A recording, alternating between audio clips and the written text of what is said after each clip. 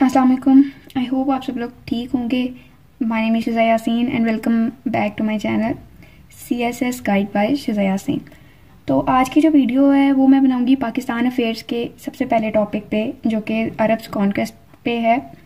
तो ये जो है मैंने आपको पहले जब मैंने बनाया था एक पाकिस्तान अफेयर्स पे एक वीडियो बनाई थी जिसमें मैंने बुक्स के बारे में बताया था, तो उसमें मैंने इनको दो पार्ट्स में डिवाइड किया था।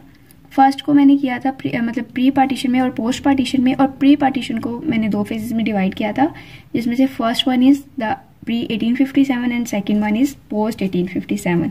तो ये जो है वो प्री 1857 का टॉपिक है। तो इसमें जो है मैं टॉपिक स्टार्ट करती हूँ, लेकिन उससे पहले मैं एक चीज़ जो है वो आपके साथ शेयर कर दूँ कि आप लोग ये देखें, मैंने ये 1 पेजर टाइप नोट्स बनाए हैं। इसके मेरे टोटल 3 पेजेस बने हैं आगे पीछे से मिला के। वैसे ये मेरे 6 पेजेस बनते हैं, लेकिन देख लें आप इस तरह से। तो ये जो है वो है तो 1 पेजर टाइप ही, मतलब इसमें मैंने बिल्कुल शॉर्ट करके इस टॉपिक को समराइज करके लिखा हुआ है। लेकिन जो है क्योंकि ये 1 पेज से ज़्यादा है तो बहुत से लोगों को इशू होगा कि ये 1 पेजर नहीं है। तो ज़रूरी नहीं है कि आप एक ही पेज पे बनाएं और उसमें इतना ज़्यादा गंद मार दें कि बाद में आपको खुद को भी समझ में ना आए कि आपने लिखा क्या था और आपने पढ़ना क्या है। इस तरह से बनाएं कि जब आप इंटरव्यू के लिए उसको दोबारा रिवाइज करें तो आप लोगों को ज़्यादा मुश्किल ना हो चीज़ों को ढूंढने में। अब आप देखेंगे मैंने इसमें डिफरेंट कलर्स यूज़ किए हैं। मेन हेडिंग्स के लिए ब्लैक कलर, उसके बाद इन चीज़ों के लिए मैंने डिफरेंट कलर्स यूज़ किए हैं ताकि मतलब आसानी से ढूंढे, और गैप्स भी मैंने बीच में दिए हैं। उसके अलावा जो है वो यहाँ से देखिए ये सब हेडिंग्स हैं जो मैंने रेड कलर से दी हुई हैं। तो ये सब जो है मुझे हेल्प करेंगे जब मैं इसको रिवाइज करूँगी। और दूसरा ये कि इस तरह से नीट हो तो पढ़ने को दिल भी करता है। तो मेरा ये तरीका है, बाकी अप टू यू, आपको जैसे आसान लगे आप वैसे नोट्स बना सकते हैं 1 पेजर। तो अपनी वीडियो स्टार्ट करती हूँ। सबसे पहले ये कि अरब जो हैं वो देख लेते हैं कि किस तरह से सब कॉन्टिनेंट के साथ कॉन्टेक्ट में आए थे। तो अरब जो था, साउथर्न अरेबिया जो था, और दूसरा जो सिंध की कोस्ट थी, वो एक दूसरे के बहुत ज़्यादा करीब थे। मतलब सिंध की जो भी बंदरगाह थी और उसके करीब लगता था साउथर्न अरेबिया। तो इस तरह से जो है ये दोनों जगह जो है आपस में इनका कॉन्टेक्ट हुआ, और इसका रिजल्ट ये निकला कि इनमें ट्रेड स्टार्ट होगी। अरब्स ने इंडिया के साथ ट्रेड स्टार्ट कर दी थी। अरब्स खुद तो ट्रेड कर रहे थे, लेकिन इसके साथ ही साथ वो इजिप्ट और यूरोप की ट्रेड भी हैंडल करते थे। अब वो इस ट्रेड को किस तरह से हैंडल करते थे, ये लोग इंडियन पोर्ट्स से जितनी भी जो है वो उनकी मर्चेंडाइजेस थी, जितनी भी चीज़ें थी, उनको लेकर आते थे यमन में। यमन से वो बाय लैंड जो है वो पहुंचाते थे सीरियन पोर्ट्स तक, यानी कि सीरिया की बंदरगाहों तक। तो सीरिया से जो था वो इजिप्ट और यूरोप अपने अपने जो है समुद्री रास्ते से उन चीज़ों को अपने ममालिक में ले जाया करते थे। अरब्स जो थे वो अपनी ट्रेड के साथ साथ इजिप्ट और यूरोप की ट्रेड को भी हैंडल कर रहे थे। तो इस वजह से जो इनका कॉन्टेक्ट था सब कॉन्टिनेंट के साथ, दैट वाज वेरी स्ट्रॉन्ग। उनको बहुत अच्छे तरीके से इंडिया के बारे में, सब कॉन्टिनेंट के बारे में अंदाज़ा था, और वो काफ़ी ज़्यादा कॉन्टेक्ट में आते रहते थे। तो नेक्स्ट जो है वो है इसमें रीजंस ऑफ इन्वेजन, कि अरब्स ने इंडिया में इन्वेड क्यों किया था। सबसे पहले तो ये जो मेन रीज़न था वो था प्रोपगेशन ऑफ इस्लाम को फैलाना चाहते थे। जब इस्लाम कबूल किया अरब ने, और जो है हमारे नबी सल्लल्लाहु अलैहि वसल्लम की डेथ हो गई, तो उसके बाद उन्होंने जो है वो इजिप्ट और सीरिया तक अपनी एम्पायर को फैलाया था। और इसके बाद दे वर लुकिंग फॉरवर्ड टू सब कॉन्टिनेंट, वो सब कॉन्टिनेंट में जाना चाहते थे और वहाँ पर इस्लाम को फैलाना चाहते थे। तो ये भी हम कह सकते हैं कि इन्वेजन की एक रीज़न थी। Next one is the wealth of India. अब एक चीज़ याद रखिएगा कि उस टाइम पे जो इंडिया था उसको कहा जाता था कि ये गोल्डन बर्ड है, मतलब सोने का अंडा देने वाली मुर्गी है। मतलब जो अरब्स थे उनको बहुत अच्छी तरीके से अंदाज़ा था, क्योंकि उनको वो ट्रेड करते थे, उनके कमर्शियल और फाइनेंशियल रिलेशनशिप्स थे अरब सब कॉन्टिनेंट के साथ। तो उनको इस फैक्ट के बारे में बहुत अच्छे तरीके से पता था, और वो उस वेल्थ से बहुत ज़्यादा अट्रैक्टेड भी थे। दैट इज़ वाई उन्होंने इन्वेड किया था, और वो इन्वेड करना चाह रहे थे इंडिया को, जो कि बाद में उन्होंने किया था। Next is political conditions of India. अब इंडिया में उस टाइम पे इंटर स्टेट वॉर्स चल रही थी। एक प्रोविंस के जो बादशाह थे वो दूसरी प्रोविंस के बादशाहों के साथ जंगें लड़ने में मसरूफ थे। सब अपने अपने मकसद के लिए लड़ रहे थे, अपनी जो है वो रियासत को बढ़ाने के लिए एक दूसरे के साथ ही जंगें लड़ रहे थे। और उसी दौरान जो दाहिर था वो सिंध का रूलर जो था उसको वो अनपॉपुलर था, उसको पसंद नहीं किया जाता था सिंध में। तो ये उनका वीक पॉइंट था, जिसकी वजह से जो अरब से उनके लिए बहुत इजी हो गया था कि वो इंडिया में आएँ और इन्वेड करें और वो उसमें सक्सेसफुल भी हो जाए। नेक्स्ट जो है इमीडिएट कॉजेज देख लेते हैं, जो कि सबसे बेसिक रीज़न था उनकी इन्वेजन का। वो ये था कि जो किंग ऑफ साइलोन थे, जो कि जिसको हम प्रेजेंट डेज में श्रीलंका भी कहते हैं, उन्होंने कुछ गिफ्ट्स भेजे थे हजाज बिन यूसुफ के लिए, जो कि उस टाइम पे इराक, ईरान और ईस्टर्न स्टेट्स के जो थे वो खलीफा थे। और ये टोटल 8 शिप्स थी, बहरी जहाज थे तकरीबन 8 के करीब।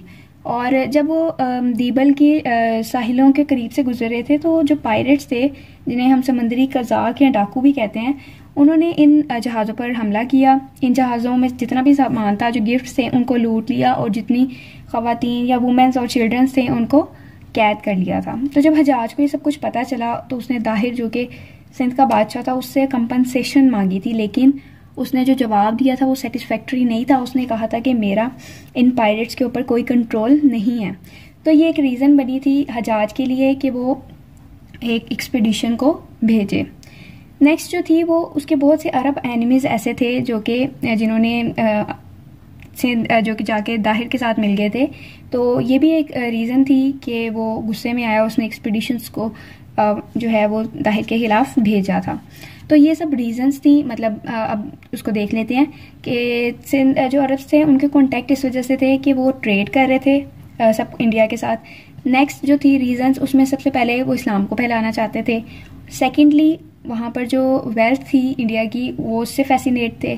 थर्डली पॉलिटिकल कंडीशंस और पॉलिटिकल इंस्टेबिलिटी थी इंडिया की।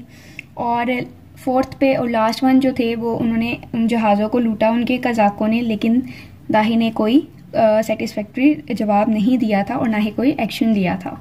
और लास्ट पे जो उसके दुश्मन थे उनको उन्होंने दाहिर के साथ जाकर हाथ मिला लिया था। तो ये भी एक रीज़न बनी थी।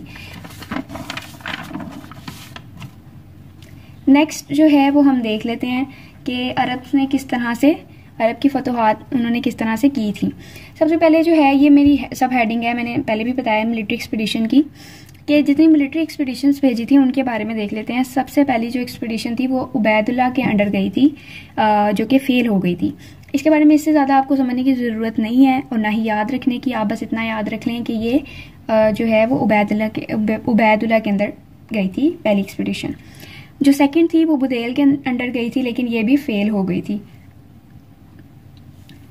और थर्ड वन जो थी वो मोहम्मद बिन कासिम के अंडर गई थी, जो कि हजाज बिन यूसुफ के सन इन लॉ भी थे। और ये जो थी ये सक्सेसफुल रही थी। तो इसको देख लेते हैं, इसकी डिटेल्स को पढ़ लेते हैं। सबसे पहले देखते हैं कि ये लोग जब निकले तो इनके साथ 6000 आर्मी मतलब सोल्जर्स थे, 6000 कैमल्स थे और 3000 ऐसे ऊँट थे जिन पर उन्होंने सामान लादा हुआ था। तो ये लोग शिराज से होते और मकरान से होते हुए दीबल के लिए रवाना हुए थे। तो देखते हैं जब वो दीबल पहुंचे तो क्या हुआ। कॉन्क्वेस्ट ऑफ सिंध है। ऑटम में ये लोग दीबल पहुंचे और जो किला था दीबल का वो बहुत ज़्यादा मजबूत था, वेल फोर्टिफाइड था और उसकी एडमिनिस्ट्रेशन भी अच्छी थी। लेकिन इसके बावजूद जो है वो उसको काबू में उस पर कब्जा कर लिया गया था। अभी कब्जा किस तरह से हुआ था दैट इज़ अनदर स्टोरी।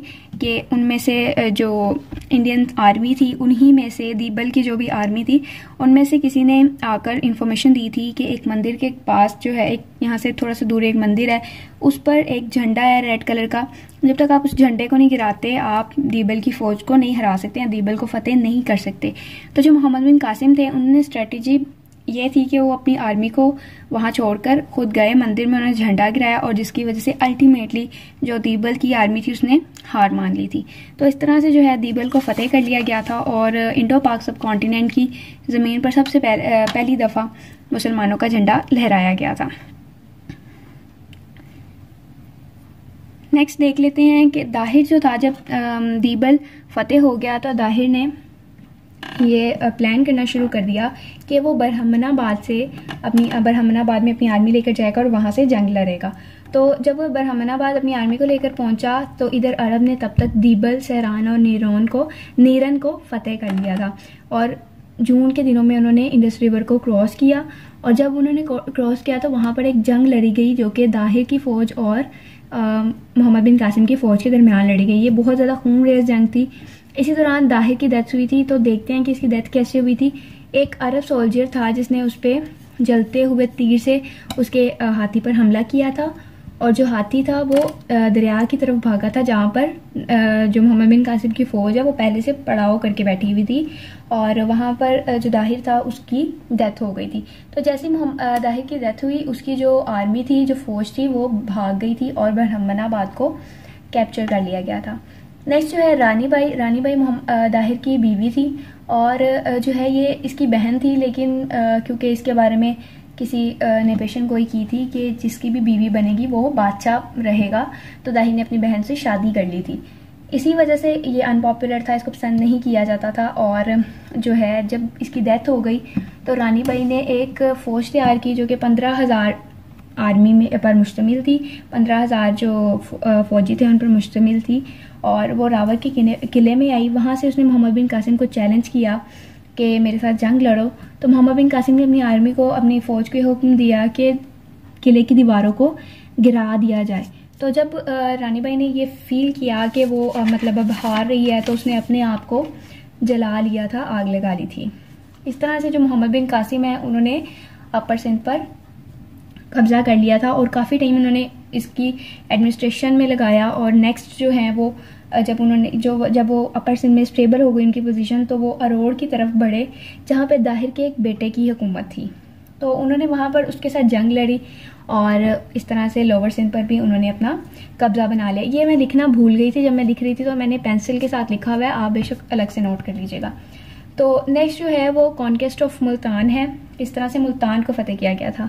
जब उन्होंने सिंध में वो स्टेबल हो गए तो वो मुल्तान की तरफ बढ़े और उन्होंने जो मुल्तान का किला था वो भी बहुत ज़्यादा वेल फोर्टिफाइड था और जो है उसकी जो एडमिनिस्ट्रेशन थी स्ट्रॉन्ग थी।